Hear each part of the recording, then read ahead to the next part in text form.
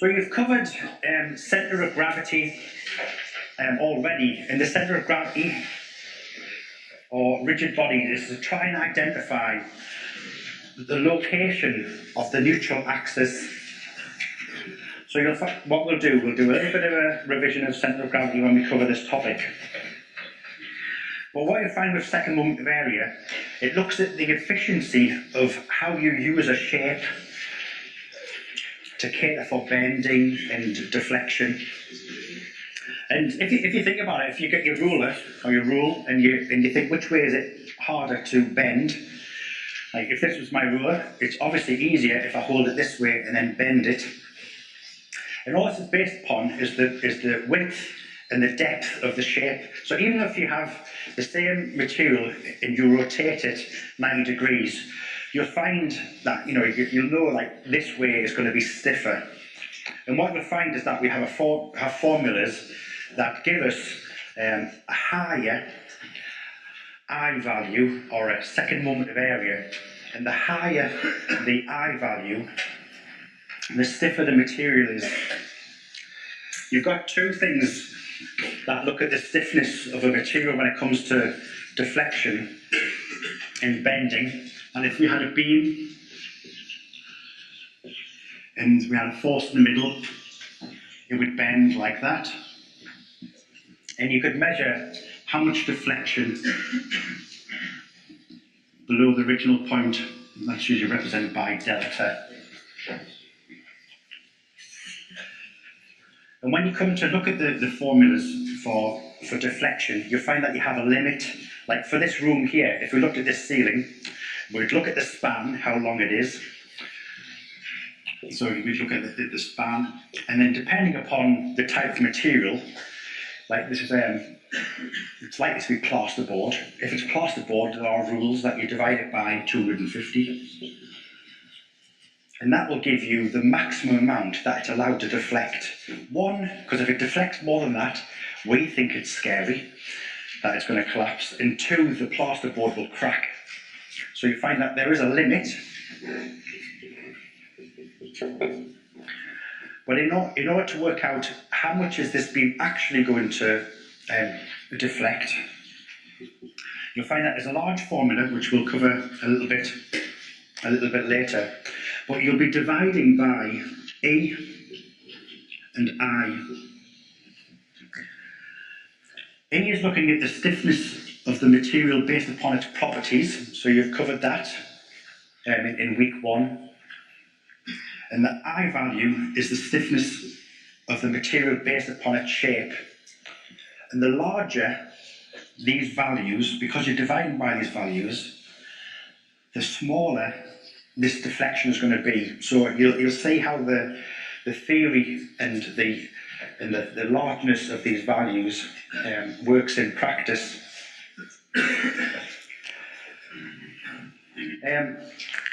So we've got our centre of gravity, where we have our neutral axis through. Normally, whichever way the beam is meant to be orientated to try and get the maximum strength, that's usually the XX. So because this beam will have a higher stiffness, usually manufacturing tables will say that this is XX, and the weaker is YY. So when we have them rotate around, because you'll find that when you look at some literature, it'll show you the XX in this direction. So XX is not always horizontal. It's the main. It's the main axis with the largest amount of stiffness. Unfortunately, the Eurocodes that we've taken on board with Europe, they've changed these around, where you have I think it's Y and Z and X goes through the actual item itself.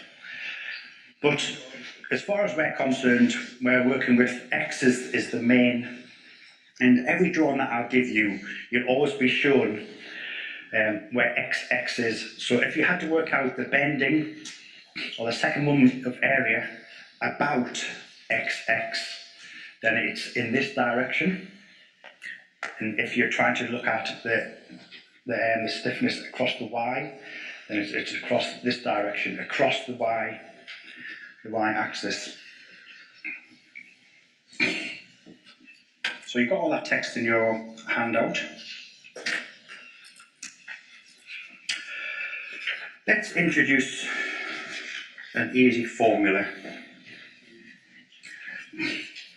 So to find the I value, or the second moment of area, for a rectangle or a square, we have a formula.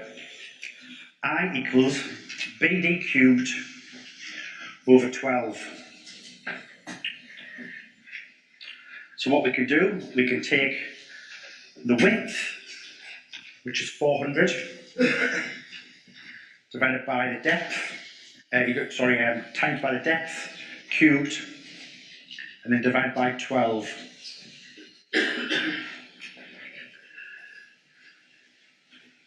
Please note the units. We largely work in millimetre for the second moment of area, and the unit is millimetres to the 4.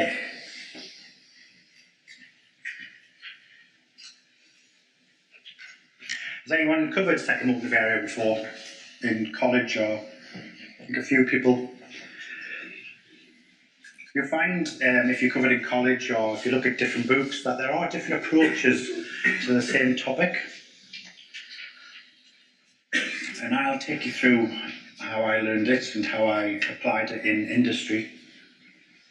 If you have a different way of working out the second moment of area using tables, then you can do that, as long as you come up with the right answer. Now here, you see, because you've got d is cubed, you can see how the depth really has an impact upon the largest of the I value. Again, if we rotated that around and we had d is 400, then you'd be reducing significantly the value of I value. And the larger the I value, the stiffer the material is based upon its shape. So again, you've got I value, A value, your Young's modulus, or the stiffness of the material based upon its properties. If you work out IYY, where you took B is 600 and D is 400, you'd find that IYY equals 3.2 times 10 to the 9. That's less than half then across the IXX. So you find that the deflection would be double, at least double, for using the material across its IYY axis.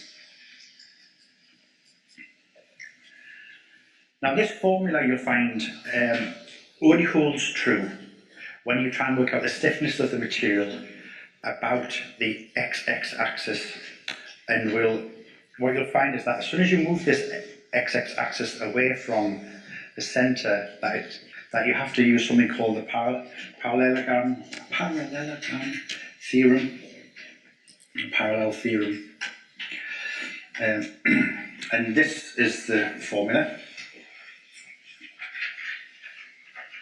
So you have all the text in your handout.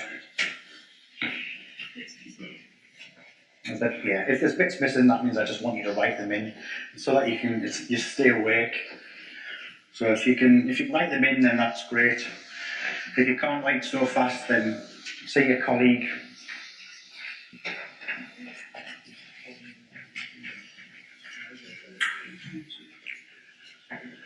This is the principle of the parallaxis theorem. So what we have seen so far is that for a rectangle, we can work out IXX of this shape, and it's based upon B times D cubed over 12. But this is when we consider the stiffness of the material about this point. As soon as we move the neutral axis to this position ZZ down the bottom, here. We are a distance h away. Once we do that, we've increased the stiffness of the material, and we can use this formula here. So we've got I, or the second moment area of this rectangle about this point is the second moment area of that shape. So in this case, because it's a rectangle, that would be BD cubed over 12. And then we add the area of the material multiplied by this distance h squared. So if we were to try and work out the second moment area, for example, of this shape,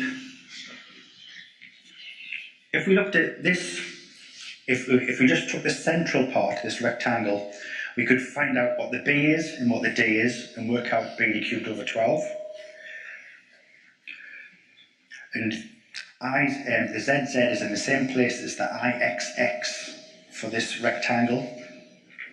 But when we have to consider these two rectangles either side, we have to take the BD cubed over 12 for that shape, it's IXX, and then we have to add the area times by the distance it is away from this point. I'm conscious that quite often when you talk about the theory, that it's over your heads until we actually get into some examples. So we will get into some examples just to try and demonstrate the theory.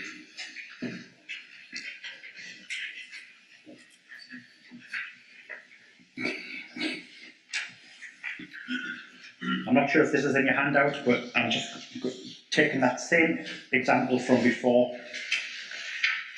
So you've already seen this. You've got B D cubed over 12. This is where ZZ is in the same place as XX. So we've already worked out that. This is the same example as before. As soon as we move the Z away from, say, 150 millimeters, we then use the parallel axis theorem. So we take that IXX of the shape, then we add the area of the shape, so that's 400 by 600, that's a millimeter squared, and then multiply by that, the distance h. Very, very common mistake when you're in university and when you get into industry is units. You've got to make sure that you've got consistent units all the way through. You know, if you're working in millimeters, then make sure you do everything in millimeters, don't mix up meters and millimeters. You'll find that as an engineer, you'll do some calcs, and when you've finished, you will hand it to somebody else to check. Quite often, the thing that all engineers get wrong is that they've multiplied by 10 to the 3 or divided by 10 to the 3 when they should have or shouldn't have. These are things that we have to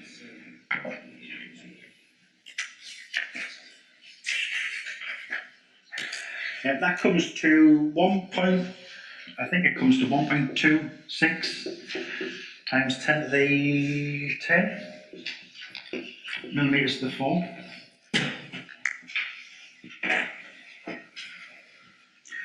We can take it further away again. Let's imagine that you took it a distance 400 away. So that was then at 150 away from XX, at 400 away from, comes to 4.56 times 10 to the 10. So you can see how it's increasing. And engineers end up using this principle to get to use the materials efficiently. So let's have a go at an example. We'll go through this one. I believe you have this page. And just so that you know, you don't have to remember a lot of the formulas when it comes to the assignment in the exam. Like on the back of your handout, you will get this, so you don't have to remember these. Okay, so you'll get this in both the assignment and the exam, and we have how to work out the area, how to work out the second moment of area, depending on what type of shape that you have. So for a rectangle, you've got BD cubed over 12. For a circle, pi d to the 4 over 64. And triangle, so you won't have to remember all of those. And you'll also get these tables and some of the charts should you need to use them. But I'll introduce these charts and these tables after Christmas.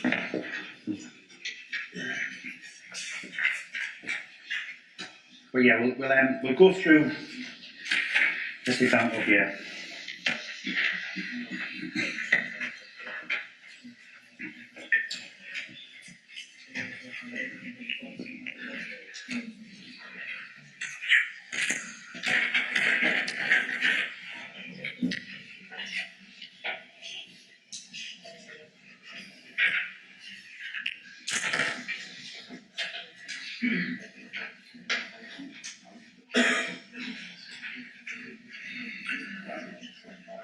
So we've been given the dimensions for this.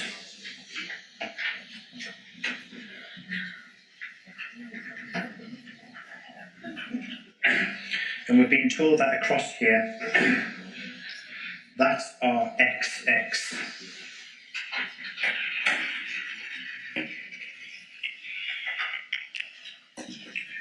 In this example, you have to calculate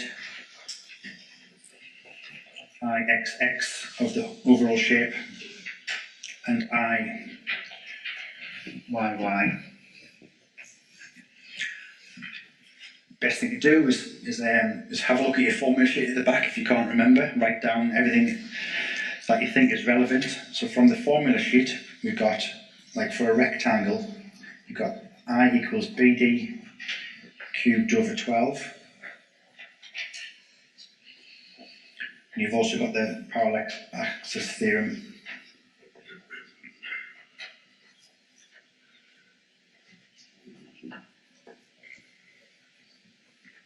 So just remember that there is the I value of the shape.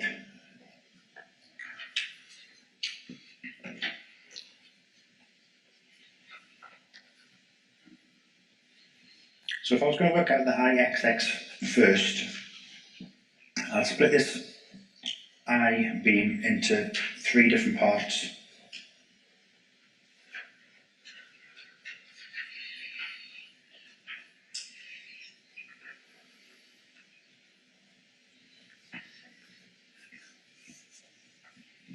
So you've got the top 1, middle part 2, and the bottom is 3.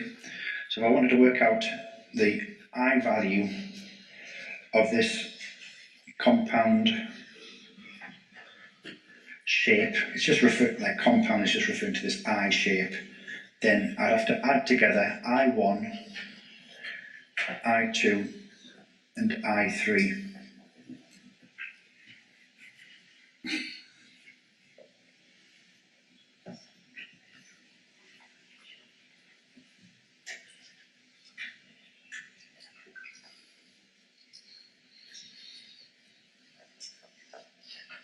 So we'll focus on I1 and I3. They're both the same distance away, so you'll find that these are the same value. So we'll focus on the 2 green items.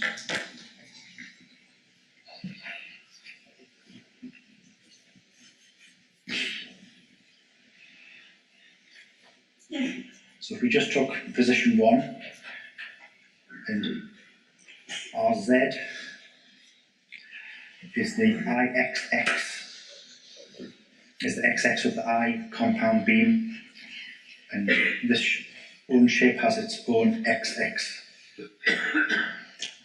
at the middle, once you work out the centre of gravity location, but neutral axis is always in the middle for a rectangle and a square. And we've got this distance, we'll call that h1.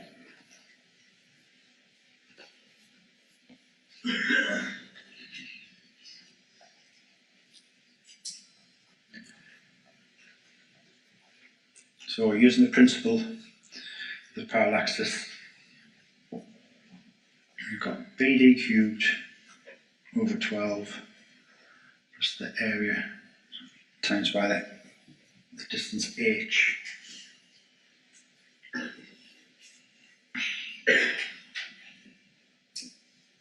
squared.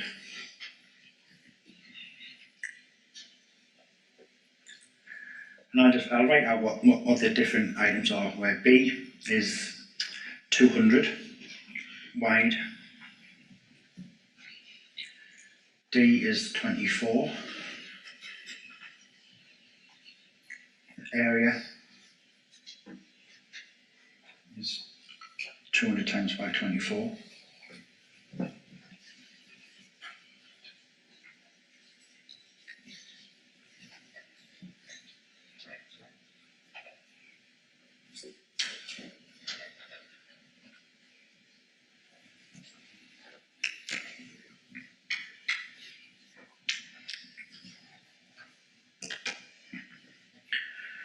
And look at the distance h1.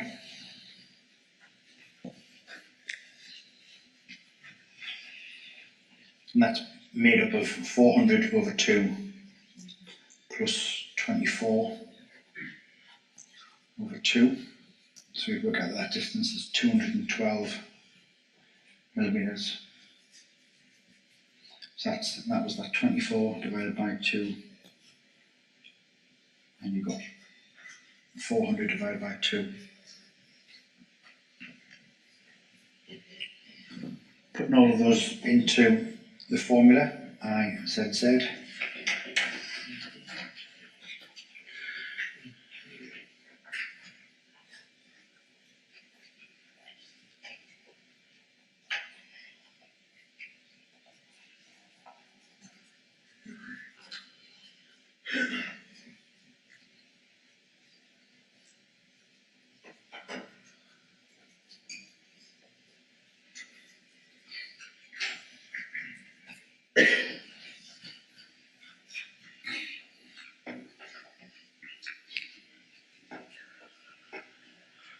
We've got the formula that we're working with, just took all of the dimensions from the image, put all of the dimensions in and work it all out, and it ends up at 2.16 times 10 to the 8 millimetres to the 4. That is just for shape number 1. It's the same as shape number 3 because it's the same distance away.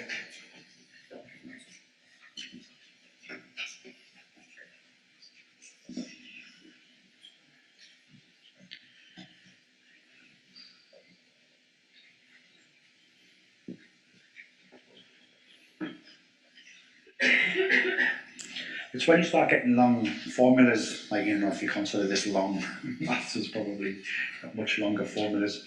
This is where you need to, like, sort of make sure you can check that you can actually come up with that answer with your calculator to prove to yourself that you know how to use your calculator. Like, I was chatting with someone, a student the other day, and they were using Excel. And they wanted to do it just like x to the power of 3 over 2. So that's what they wanted to put into Excel. But when you put it into Excel, like, people might put x and then you put the hat for to the power of, and then 3, and then they could put divided by 2, which kind of looks okay. Yeah, well, Excel would do x cubed and then would divide everything by 2 afterwards. So you have to sort of put everything into sort of brackets, and it's Excel or your calculator, just make sure that you know how to use it.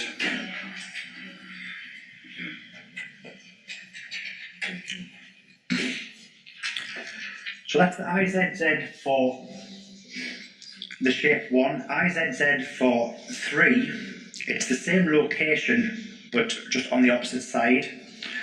So IZZ 3 equals IZZ for shape 1. And then the easy one is to work out this position 2.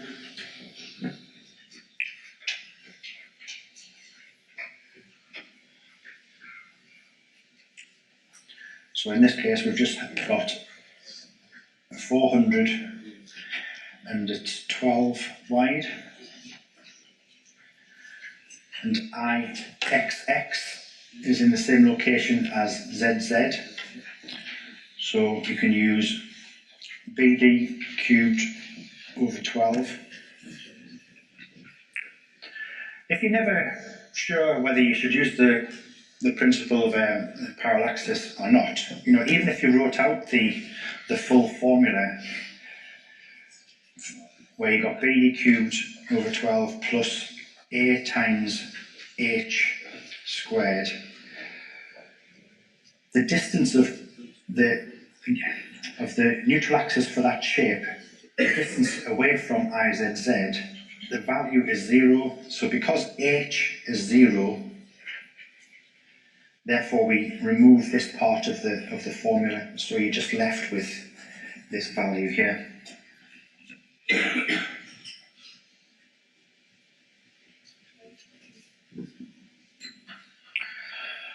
And if you put all of that in, it comes to 0.64 times 10 to the 8 millimeters to the 4.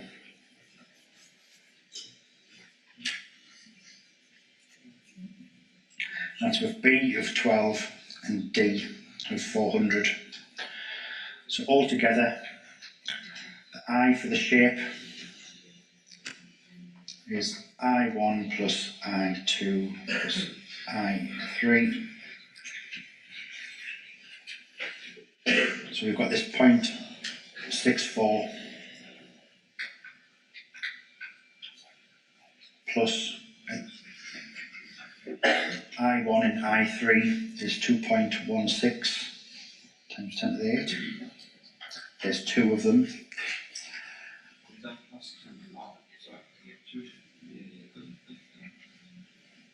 Well, feel free to point out any mistakes. I do many mistakes. I like to pretend that it's just so that you're on the ball and you're concentrating, but nah, to me, you're here to check my work.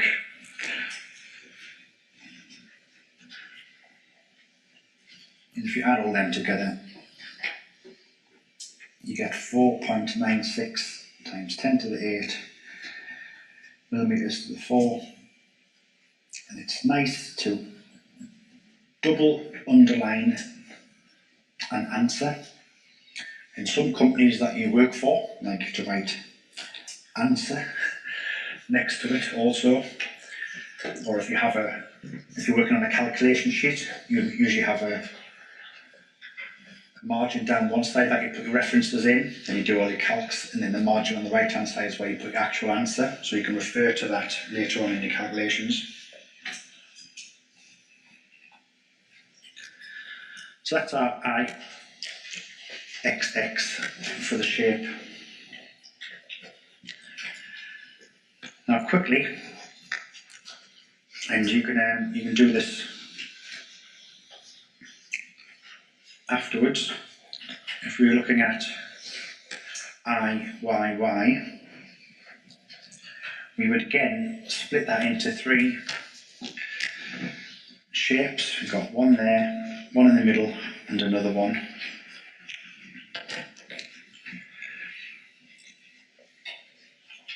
Because the position of the neutral axis is in the centre of each of the items, and because we'll be looking at the overall neutral axis is also in the centre, you'll always have this h equals 0, so you can actually use I equals b cubed over 12 for each of the three shapes, 1, 2 and 3.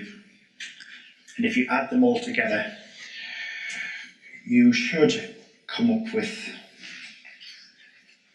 3.21 times 10 to the 7 millimetres to the 4. So have a go at IYY in your own time. Do it for each shape using, and again, this way is our D this time.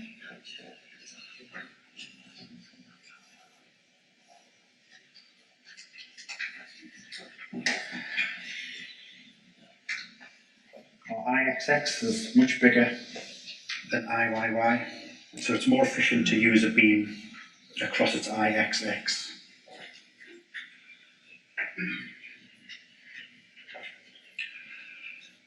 There's no clock in here, is there?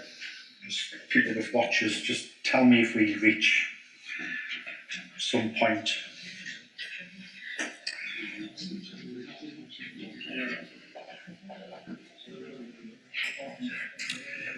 Just to like sort of finish off this, if you found that your I value, was too small, and your deflection was going to be too big, what you would have to do is increase your I value to try and reduce the amount of deflection that you'd be having. So what can you do? Well, you can either add more width, B, but if you add more depth, because you're cubing it, then you're increasing the I value. So what we could do, we could add something else on top of that shape. So you could add a plate on top of a beam, or you could use a much thicker beam. And you'll see some of the examples in the tutorial questions is that you've got like a shape of an eye and it might have a plate on, or you could even, for the mechanical engineers out there, you might end up designing something where it could be an eye shape and then it has a nice little triangle on there and a circle. And this is where you have to work out the neutral axis for that circle. You have to work out the neutral axis for the triangle. And again, you just use the principle of the parallel axis. In terms of the position of the neutral axis for a circle, it's in the centre. For a triangle, it's a bit like when you looked at centre of gravity. The centre of gravity is a third in from the 90-degree angle. So the neutral axis is there. So it's a third from that 90-degree. It's 2/3 from this point.